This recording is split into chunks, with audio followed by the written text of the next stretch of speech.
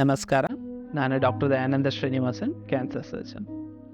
Most of the cancer ಟ್ರೀಟ್ಮೆಂಟ್ನಲ್ಲಿ ನಾವು ಈ ರೇಡಿಯೇಷನ್ ಟ್ರೀಟ್ಮೆಂಟ್ ಅಥವಾ ಕರೆಂಟ್ ಟ್ರೀಟ್ಮೆಂಟ್ ಅಂತ ಕೇಳಿರ್ತೀವಿ. ಅದೇನು ಅಂತ ನಾವು ಈ ವಿಡಿಯೋದಲ್ಲಿ ಡೀಟೇಲ್ ಆಗಿ ನೋಡೋಣ.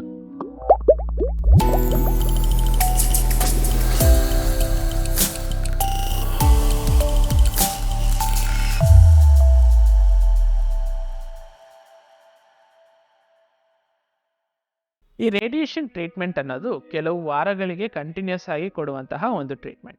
ಈ ಟ್ರೀಟ್ಮೆಂಟ್ ಡ್ಯೂರೇಷನ್ನಲ್ಲಿ ಪೇಷಂಟನ್ನು ಒಂದು ಮಿಷಿನಲ್ಲಿ 5 to 10 ಮಿನಿಟ್ಸ್ ಮಲಗಿಸ್ತೀವಿ. ಆ ಕ್ಯಾನ್ಸರ್ ಇರುವಂತಹ ಭಾಗಕ್ಕೆ ಈ ಕ್ಷಕಿರಣಗಳನ್ನು ಕೊಡ್ತೀವಿ.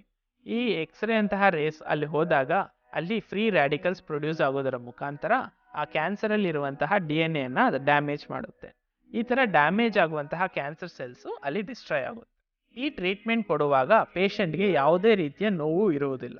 Most of the time patients ಕೇಳುವಂಥ ಡೌಟ್ ಏನಂದರೆ, ಈ ರೇಡಿಯೇಷನ್ ಟ್ರೀಟ್ಮೆಂಟ್ ಅನ್ನೋದು ಯಾವ ಸ್ಟೇಜಲ್ಲಿ ಕೊಡ್ತೀವಿ, ಯಾವ ಟೈಮಲ್ಲಿ ಕೊಡ್ತೀವಿ ಅಂತ ಕೇಳ್ತಾರೆ.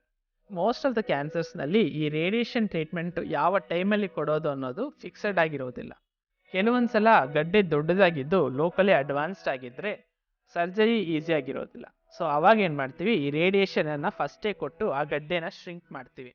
ಉದಾಹರಣೆಗೆ ಈಸೋಫೆಗಲ್ ಕ್ಯಾನ್ಸರ್ ಅಂದರೆ ಫುಡ್ ಪೈಪಲ್ಲಿ ಬರುವಂತಹ ಕ್ಯಾನ್ಸರ್, ರೆಕ್ಟಲ್ ಕ್ಯಾನ್ಸರ್, ಈ ರೀತಿ ಜಾಗದಲ್ಲಿ ಅಂತ ಕೊಡುವಂತಹ ಟ್ರೀಟ್ಮೆಂಟನ್ನು ನಿಯೋ ಅಡ್ಜುವೆಂಟ್ ರೇಡಿಯೇಷನ್ ಅಂತ ಕರಿತೀವಿ. ಕೆಲವೊಮ್ಮೆ ಗಡ್ಡೆ ದೊಡ್ಡದಾಗಿದ್ದು ಲೋಕಲೈಸ್ಡಾಗಿ ಆ ಜಾಗದಲ್ಲಿ ಮಾತ್ರನೇ ಇದೆ ಅಂದರೆ ಸರ್ಜರಿ ಮಾಡೋಕ್ಕಾಗದೇ ಇದ್ದಾಗ ರೇಡಿಯೇಷನನ್ನು ಕಂಪ್ಲೀಟಾಗಿ ಕೊಟ್ಟು ಅದನ್ನು ಅಲ್ಲೇ ಬರ್ನ್ ಮಾಡ್ತೀವಿ.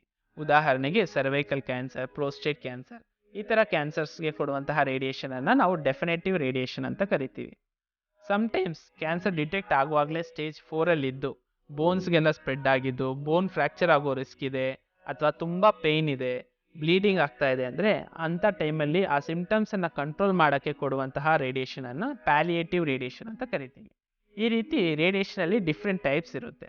ಅದು ಯಾವ ಟೈಮಲ್ಲಿ ಕೊಡಬೇಕು, ಯಾವ ಟೈಪ್ ಆಫ್ ರೇಡಿಯೇಷನ್ ಕೊಡಬೇಕು ಅನ್ನೋದು ನಿಮ್ಮ ರೇಡಿಯೇಷನ್ ಆಂಕಾಲಜಿಸ್ಟ್ ಸಲಹೆ ನೀಡ್ತಾರೆ.